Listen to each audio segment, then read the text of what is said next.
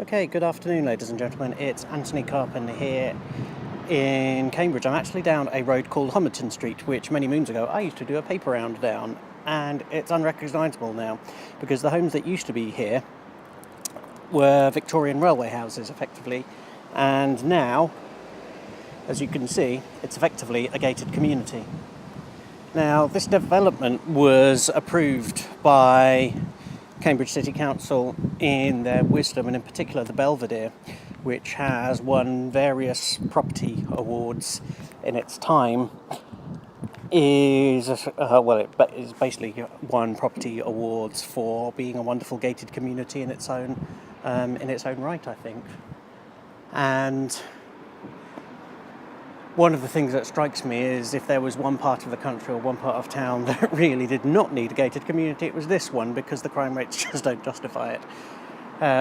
So basically what we have, a lot of the housing that has come up here is mainly commuter housing, because the adverts 10 years ago when this first opened were very much aimed at commuters, with adverts saying you are 45 minutes away from central London. And if I turn around now, you will see the big Mark building, which again was another very controversial building, mainly because of the planning processes and the resulting development being not only the number of stories that you see, the height of the building. In fact, part of it reflects very nicely in the window behind me.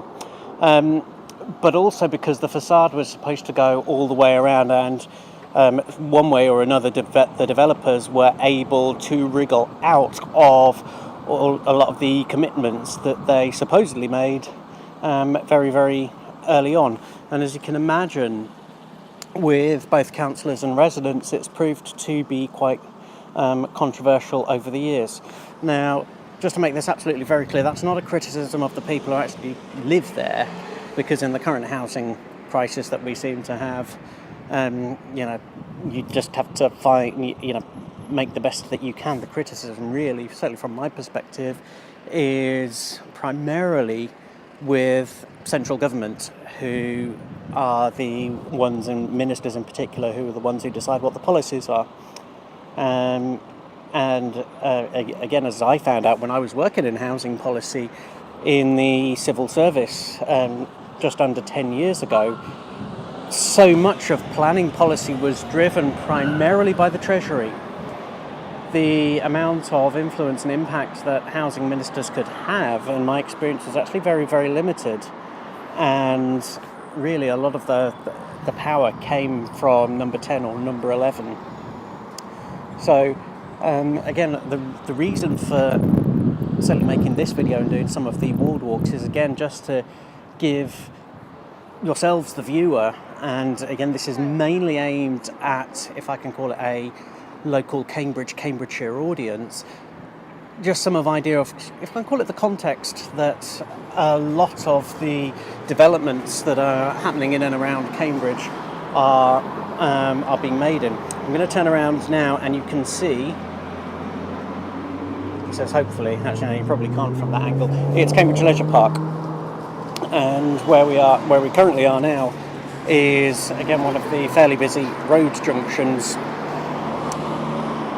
for Cherry Hinton Road, Hills Road, and the railway bridge.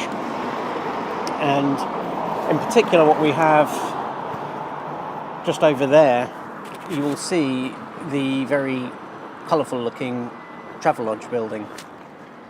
And again, that was another very, very controversial design, certainly when it was first built, because it was one of the earliest built, and a lot of comment at the time was around just how out of place that building felt compared to a lot of the buildings that were happening at the time. So one of the things I'm going to be doing in the very near future is I'm going to be looking at the history of how we got to here. And it's going to be in the context of, obviously, the shaping of our city, but also in the context of, well, actually, what's the direction going forward? Because, as we can see, just from the buildings around us. I just remembered that actually there's the hairdresser there. From the building work that's going on around us, what was the development pattern of the city really over the past however many hundred years, and how does that match, or how does that differ from what's happening in the city today and what's going to happen over the next 10, 20 years? So we shall see.